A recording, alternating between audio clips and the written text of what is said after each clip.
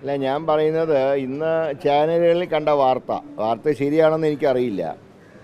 അതായത് ഒരു ക്രൈംബ്രാഞ്ച് അന്വേഷണത്തിന് സാധ്യത എന്ന് പറഞ്ഞിട്ടാണ് ഇന്ന് ചാനലുകളിൽ വാർത്ത കണ്ടത്. പക്ഷേ ഗവൺമെൻറ് തീരുമാനം വന്നിട്ടില്ല. ഇപ്പോൾ അന്തരീക്ഷത്തിലുള്ളത് ഊഹാപോഹങ്ങൾ മാത്രമാണ്.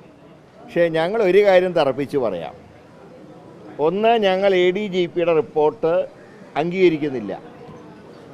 ഈ റിപ്പോർട്ട് മൊത്തം തട്ടിക്കൂട്ട് റിപ്പോർട്ടാണെന്ന് ഞങ്ങൾ പ്രഖ്യാപിച്ചു കഴിഞ്ഞു. 2, ജുഡീഷ്യൽ അന്വേഷണത്തിൽ കുറഞ്ഞ ഒരു അന്വേഷണവും ഞങ്ങൾ അംഗീകരിക്കില്ല. ഈ കാര്യത്തിൽ ഞങ്ങളുടെ നിലപാട് വളരെ വ്യക്തമാണ്. ഇനി ക്രൈംബ്രാഞ്ചാണ് മുഖ്യമന്ത്രി ഉദ്ദേശിക്കുന്നതെങ്കിൽ അതിന് കാരണം, 1, CPIനെ തൃപ്തിപ്പെടുത്തുക, 2, അജിത് കുമാറിനെ രക്ഷിക്കുക.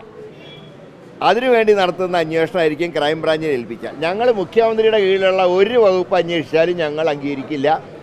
ജുഡീഷ്യൽ അന്വേഷണത്തിൽ കുറഞ്ഞ ഒരു അന്വേഷണവും ഞങ്ങൾ അംഗീകരിക്കില്ല. അത് ഞങ്ങളുടെ നിലപാട് വളരെ വ്യക്തമാണ്.